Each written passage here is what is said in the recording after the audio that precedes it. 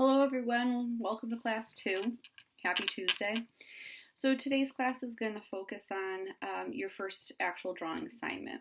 We're going to be looking at the first principle of art, the most basic principle of art, which is pattern.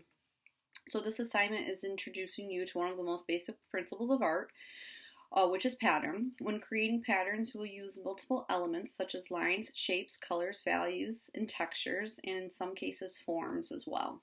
This project will have you work on patterns that use a grid template like graph paper, and you will have multiple opportunities to create a variety of patterns using multiple elements. Finally, at the end, you will create one bigger grid pattern as your overall work of art.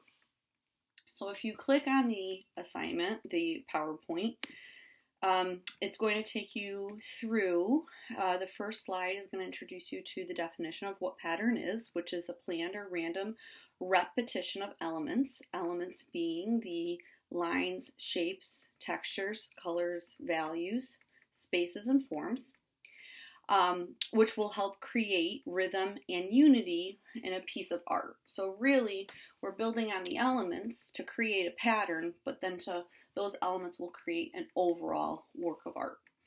Patterns can be created with almost any element of art and often include multiple elements. So the second page of this PowerPoint presentation is going to recall for you the 7 elements of art, so you'll have them right at your fingertips.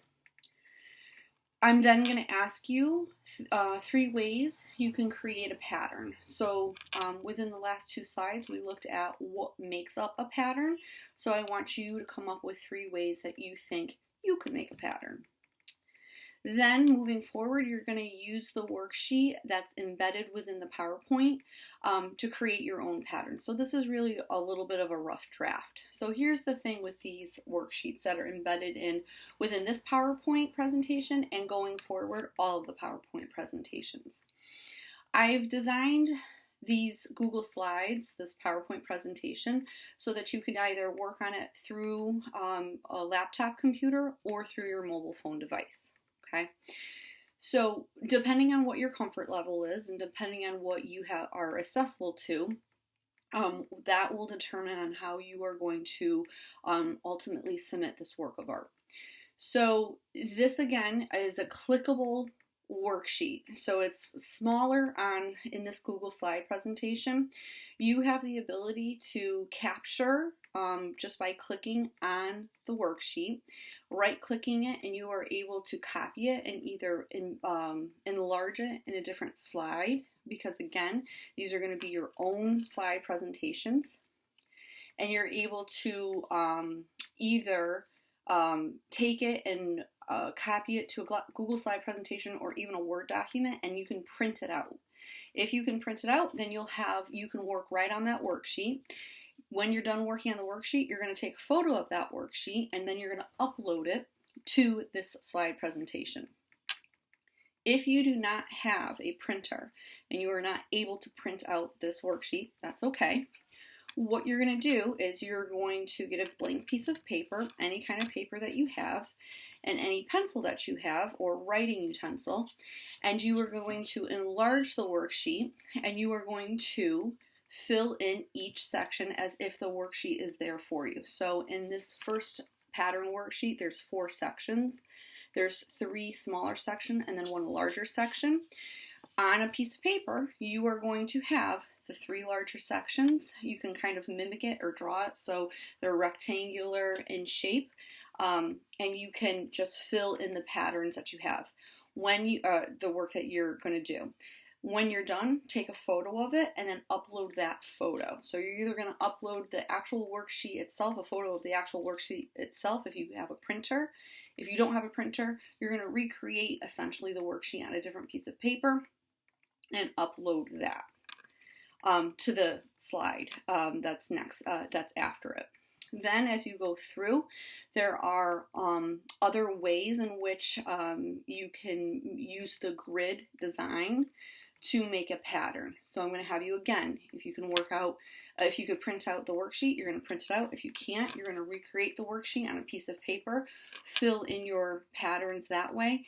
Either way you do it, you're going to take a photo of your work and you're going to upload your patterns to the PowerPoint presentation.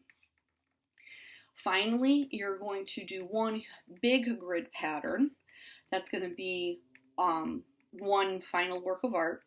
You're either going to print off the worksheet or you're going to recreate the worksheet on a blank piece of paper and take a photo of it and upload it to the PowerPoint presentation. Just as a reminder, I have this embedded in all the assignments. The way in which that you are going to download this PowerPoint presentation is you are going to click on the link. You are going to go to the top and you are going to either click on the three little buttons all the way to the right that says More Actions, open a new window. Once you have opened in a new window, right at the top, you should be able to have the option that says Open with Google Slides. Once you open it with Google Slides, it should be your own copy. Again, to ensure that it's your own copy, make sure that at the upper left-hand corner, it has your name appeared with the pattern project next to it, and then it is your own Google Slide presentation. Once all of your work is done, you've taken photos of all of your drawings, you've uploaded them into the proper place within the Google Slide presentation, you are going to take this, your Google Slide presentation, and you are going to submit it to the assignment that is up in the upper right hand corner to turn it in. If it's blank, I can't give you credit for it, so please don't just turn it in or hit the button that says turned in because then you won't receive credit for the assignment. As always, please let me know if you have any questions whatsoever or come across any issues or concerns. This project is due on Monday, June 29th, so you'll have the rest of this week and the weekend to finish it, but please don't wait to the last moment because every single day this week you will be getting an assignment, so you don't want to fall behind. All right, so I hope that's helpful, and again, if you have any questions, please let me know.